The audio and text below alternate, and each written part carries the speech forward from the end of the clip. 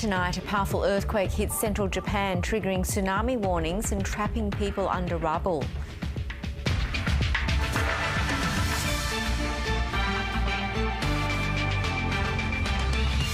Australian-born Mary Donaldson to become Denmark's Queen after a shock abdication. An outpouring of grief from the international cycling community over the death of world champion Melissa Hoskins. And unsealed cabinet documents shed more light on the decision to send troops to Iraq. Good evening, Yvonne Yong with ABC News. Japan is tonight on tsunami alert after a series of powerful earthquakes hit the country's north. The first 7.6 magnitude quake caused fires, cut power and trapped people under rubble. Tsunami waves measuring up to a metre have now reached the coast in Ishikawa Prefecture.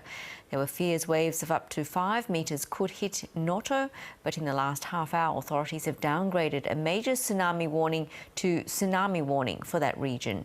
East Asia correspondent Kathleen Calderwood reports. Just after 4 p.m. local time in Japan, this 7.6 magnitude earthquake hit in the prefecture of Ishikawa in central Japan. As you mentioned there have been numerous aftershocks and already reports of small tsunami waves around a metre and more hitting the western coast of Japan. Now, this earthquake has prompted a major tsunami warning in Ishikawa prefecture itself, but lower level tsunami warnings and advisories for basically all of Japan's west coast and some parts of its northeastern coast as well. Their residents have been told to evacuate to higher ground, and the public broadcaster NHK is urging people not to return home for fear of further aftershocks and those larger tsunami waves. There are forecasts for some waves up to 5 metres expected, particularly around Ishikawa prefecture, the epicentre of the earthquake. So people being told that they may not be able to go home for some days, even a week. There are, of course, great concerns for the well-being of evacuees and survivors because it is quite cold in Japan at the moment, and the Japanese government is saying that they currently know of 6 people who are buried under the rubble who they are urgently trying to rescue. Kathleen, this will of course bring up memories of the 2011 earthquake and tsunami which led to the Fukushima nuclear disaster. What information has been offered about nuclear power plants in the area?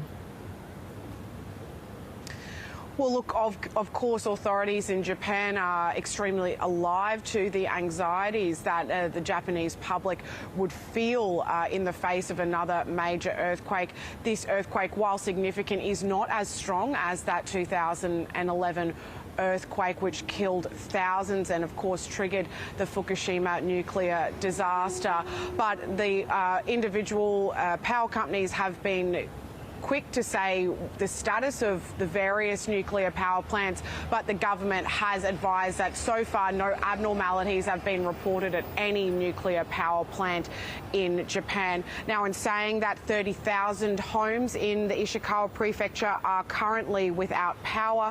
There is a major fire which has broken out in Wajima City, and NHK is also reporting that Wajima Hospital is treating numerous casualties, many with broken bones, but the extent of the damage, of course, is yet, the full extent, I should say, is yet to be revealed. And I should also mention too that this significant earthquake has triggered warnings in other countries in the region. South Korea has evacuated some residents, advising that there could be tsunami waves of 0.3 of a metre in some coastal cities there. And also there are reports that even a few Russian cities in the east which face the Sea of Japan have also been issued tsunami warnings. Kathleen Calderwood, thank you for updating us. A shock New Year's abdication of the Danish throne has paved the way for Australia's first Queen. Princess Mary is set to be installed as the ruler of Denmark and Queen Consort to crown Prince Frederik when he's made king in around 2 weeks' time. The stunning elevation completes a fairy tale 20 years in the making for the once Tasmanian law student. It was a royal message that caught Danes by surprise. During her New Year's Eve speech, Queen Margrethe II announced she would abdicate. 2024. I have decided that now is the right time. I will step down as the Queen of Denmark. I will pass the throne to my son, Crown Prince Frederik. Jeg overlader tronen til min søn, Kronprins Frederik. As the Crown Prince becomes king, the princess becomes queen. Mary's stunning elevation to a ruler of Denmark was a story that started 20 years ago, when the pair had a chance meeting at a Sydney bar during the 2000 Olympics. For hours, the 28-year-old didn't know who he was. The romance grew, and a year later she moved to Denmark, where she quickly learned to speak the language. At du fejrede benene væk under mig, og at vi vågede at falde for hinanden. A spectacular royal wedding in 2004 soon followed, when the Tasmanian commoner became a Danish princess. Everyone who meets Frederik sees something special in him. And I've definitely seen that special something as well. And it's his warmth. He has a very kind heart. He's charming, he's courageous. He makes a good whole. Her beginnings were humble, a state high school where her principal said she was a natural leader. Teachers could sense her potential. This is Taroona in Hobart and the very spot where Mary grew up. No one could have predicted that one day she would be royalty, but there's a lot of affection for her and excitement is building as people realise we're about to get Australia's first queen. What a great ambassador for Australia. So terrific. She'll make a very good queen, I reckon. She deserves it. She's lovely. She carries herself extremely well. It's doing us proud. These royals have 4 children, a daughter, son and twins, and they've tried to give them as normal an upbringing as possible. There'll be no formal coronation, just an announcement by the palace, and their lives will change. Meg Whitfield, ABC News, Hobart. Police have confirmed a 6-year-old boy and 4-year-old girl have died after being pulled from Perth's Swan River ahead of New Year's Eve celebrations. Bystanders rushed to rescue the children before emergency crews arrived, but neither child survived. As families gathered to ring in the new year with a fireworks spectacular, a tragedy was unfolding just metres away. 2 children found unresponsive in the river. There's this guy, he's got a red backpack, and there's 2 kids that are just floating in the water, and he just rushed over, jumped in, pulled them out of the water. There was a woman who said she was a nurse. She came over and started doing CPR. All this in front of a crowd of onlookers as dozens of police and paramedics arrived. You know, there's a lot of panic and chaos, and that's when the mother came over, and oh my God, as soon as she came over, she dropped on the floor. I saw these 2 children was walking in close to water, but I just feel sorry now why I didn't stop these 2 kids to going close to water. I thought the parents is here. The children were taken to hospital, but neither survived. WA Police today confirming their ages. The girl was 4 and the boy 6. They were known to each other, but from different families. It's not clear how they got into the water or if they could swim. I think we probably really need to be mindful that we've got 2 families here who have lost children. The coronial process is quite a matter-of-fact and clinical process, and I think we just need to be mindful and allow them to grieve. Royal Lifesaving WA says summer is the deadliest period and it's urging people to be safe around waterways in the coming months. It's also calling for greater subsidies of swimming lessons amid rising costs of living. Kids aren't learning to swim and kids aren't learning the most basic of foundation skills to be able to look after themselves. Sadly, we're seeing cost of living becoming a real factor. So there is opportunities in schools, but not all schools are doing swim lessons.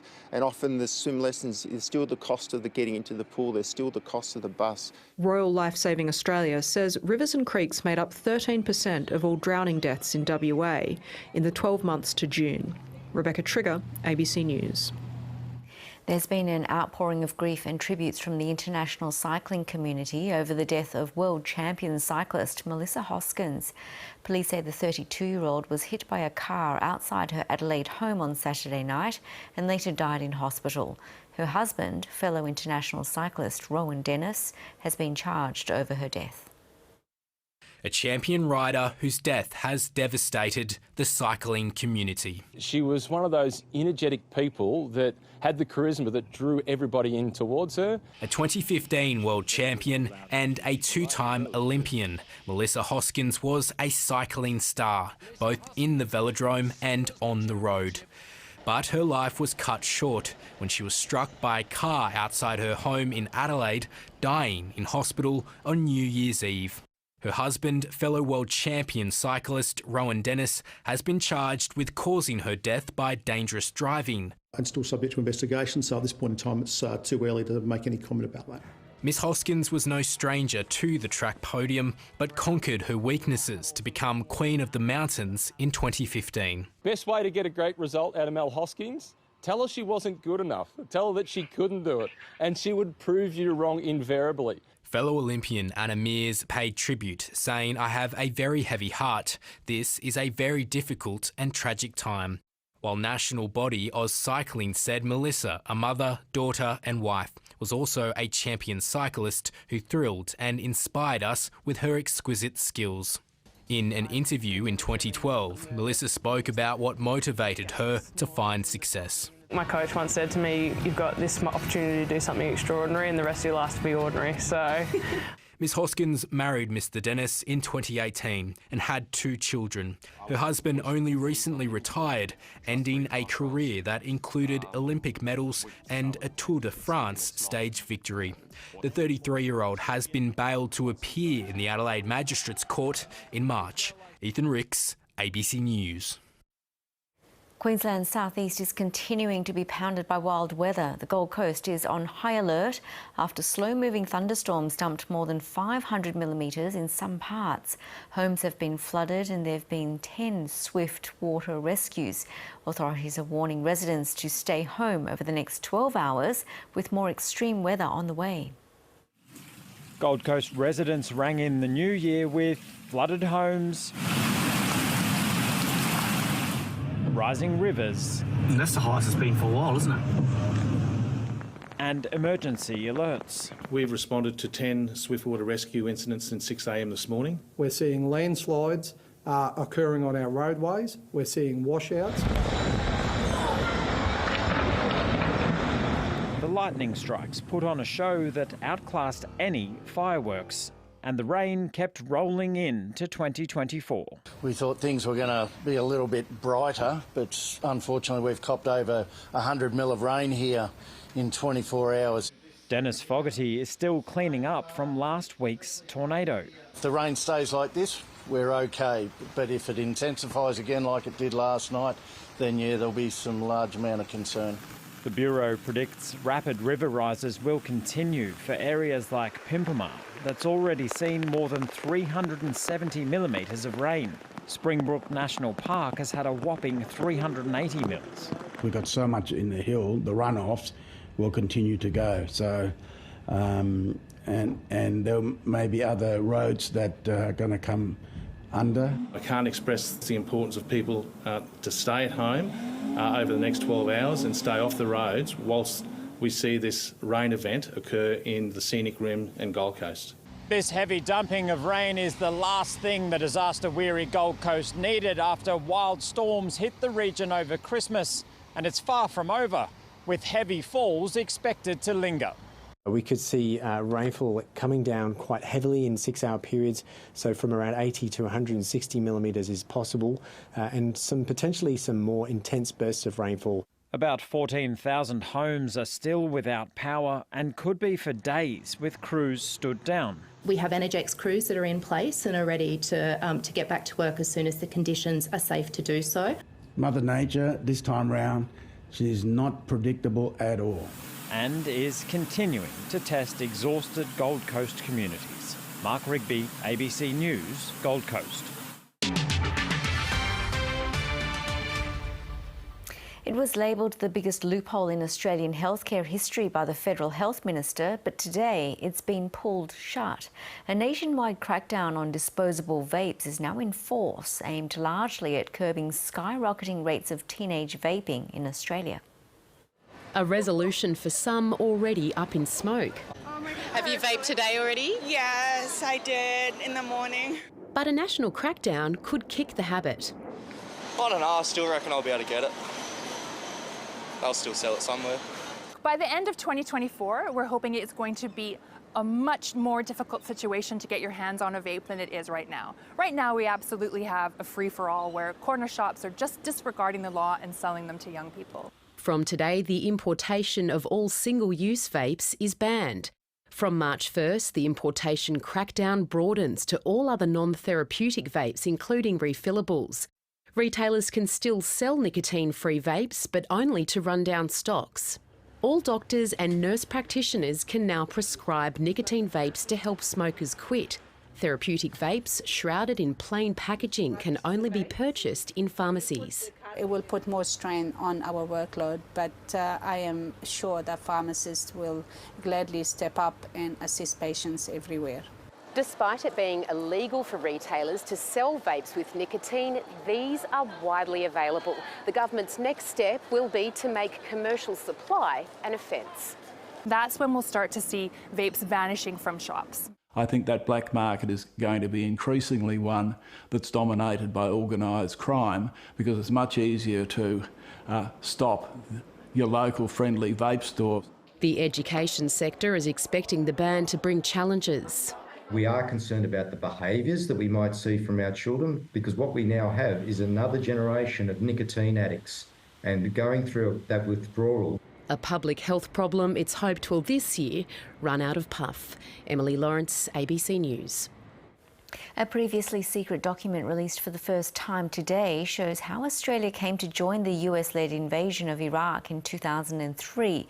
It's one of more than 200 documents released by the National Archives of Australia after their 20-year confidentiality period expired. Despite this, most of the Howard government's conversations about the war remain secret. Evelyn Manfield reports. Saddam Hussein and his sons must leave Iraq within 48 hours. Their refusal to do so will result in military conflict, commenced at a time of our choosing. A call to arms which Australia would join. The government strongly believes that the decision it's taken is right. Signalling the deployment of Australian troops joining what was called the Coalition of the Willing. These are the sorts of things that do keep you awake at night. Previously secret cabinet documents released only now, 20 years on, by the National Archives show what then Prime Minister John Howard told his cabinet that very morning. That he'd had extensive discussions with the President of the United States and the Prime Minister of the United Kingdom concerning the disarmament of Iraq of weapons of mass destruction and the possible use of force against Iraq if it failed to disarm. Also noting a request by the President that Australia participate in military action. The Howard government signed up, a move that divided both the Parliament and the public. The government is taking us down the wrong path. The mission in Iraq was to find weapons of mass destruction. Weapons, it would turn out, weren't there. On the basis of the information we had at the time, we made what we believe was the right decision, and I still believe on that basis of that information it was the right decision. For the government here in Canberra, the war in Iraq was the #1 issue of 2003, but it barely gets a mention in these documents. Most of the Australian government's discussions about the war were held at Cabinet's National Security Committee, and those records remain secret.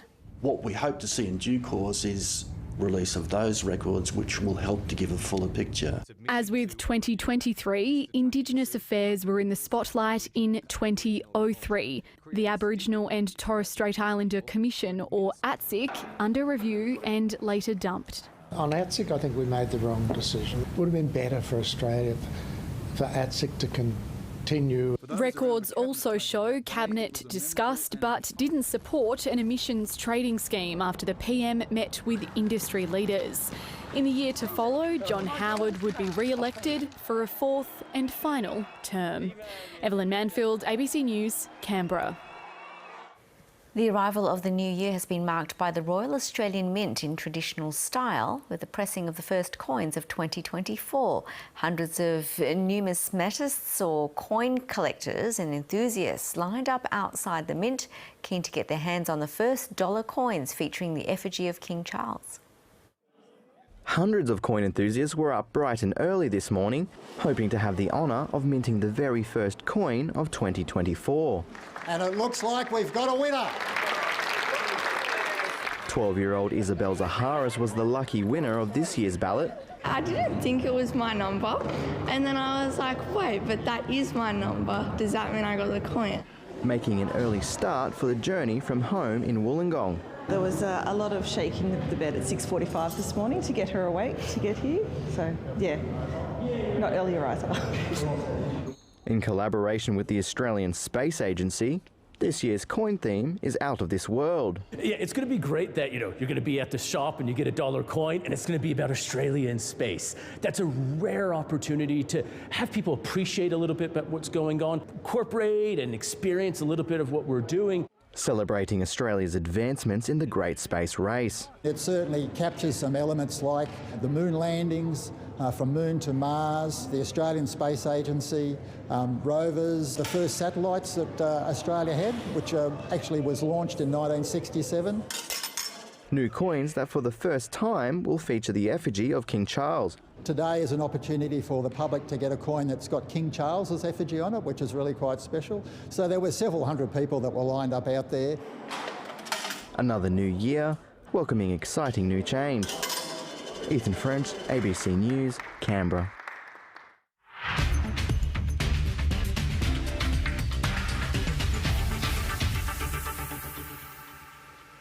Australian opening batter David Warner has announced his immediate retirement from one-day cricket on the eve of his last Test match.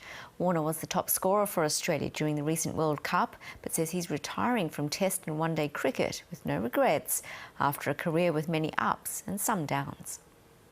The Sydney Test is now a traditional pink and synonymous with Glenn McGrath's Breast Care Nurses Foundation. But this year, McGrath's sharing the stage with a local kid from Matraville. A boy from Housing Commission having a dream. I've not always fitted the mould, but I've been authentic and honest. David Warner burst onto the scene as a T20 slugger well before he'd even played for his state, but there was only ever one goal. For me, it was always about playing Test cricket for Australia. It's a journey that's netted him more than 8,600 Test runs. But there were also the dark days that came with a one-year ban from Test cricket for his role in the ball tampering affair. I've got no regrets because you're going to have a lot of hurdles that you have to jump. There's going to be obstacles in the way, but you have to move forward, and I've done that with dignity. Heading into his 112th and last Test, David Warner's record stands up with the best of them. He scored more runs than any other Australian opener and sits 5th on the list of all-time Australian batters. I'm definitely retiring from one-day cricket as well. It does allow me to go and play some other leagues around the world. But he still wants to play T20 internationals for Australia, while also plying his trade as a gun for hire in tournaments around the world. But first, one last Test, and one last opening partnership with his great childhood mate, Usman Khawaja. When you're childhood friends and you get to go out here at the SCG as kids, as dreaming big, it's a great fitting. I'm loving that. Not many get to finish on their own terms, but David Warner will. David Mark, ABC News, Sydney. Former world number 1 Naomi Osaka has made a winning return to the game with a straight sets victory at the Brisbane International. The 4-time major winner was rusty after a 15-month absence from the tour, but says she's determined to get back to her very best. Just 6 months on from the birth of her daughter, Naomi Osaka was back on court to the delight of her Australian fans. And it took her no time to get the feel of the Brisbane court. Well, she certainly hasn't lost any strength in the last 15 months. Osaka racing through the first set against Germany's Tamara Korpach, but the world number 83 fought back, forcing the second set to a tiebreak. She'll take the mini break into the change of ends.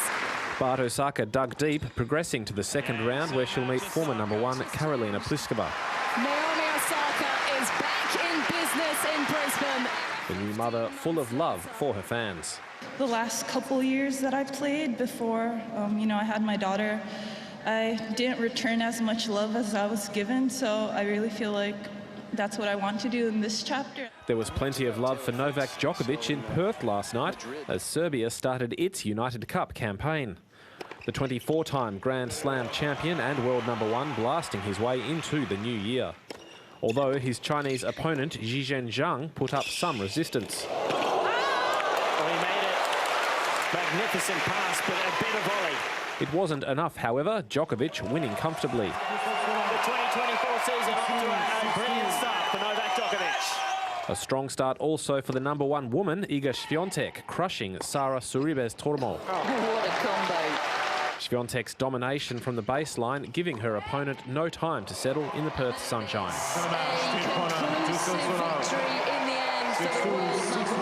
Her victory setting up a crucial mixed doubles decider against Spain.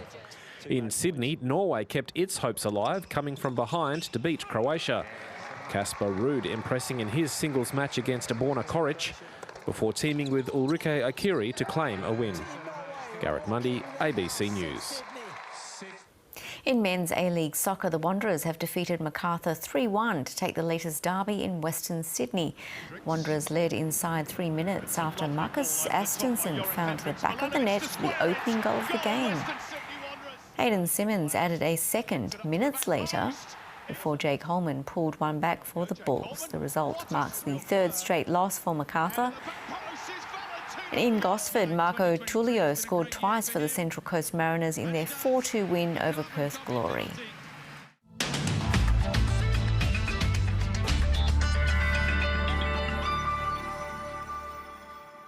The new year kicked off with heavy rainfall over southeast Queensland and northern New South Wales, with mostly settled conditions elsewhere.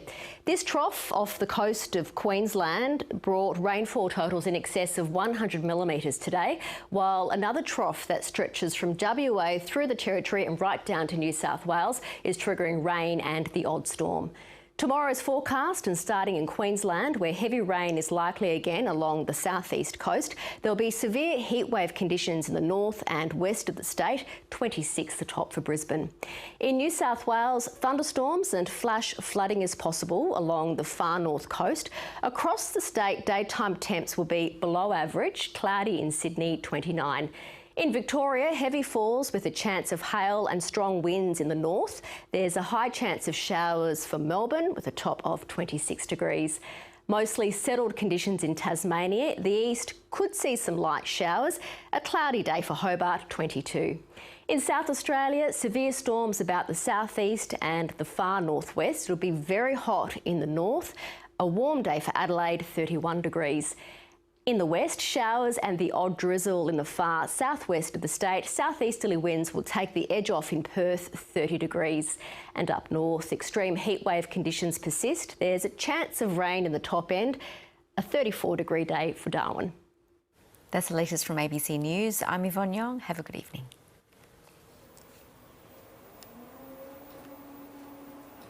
Leadership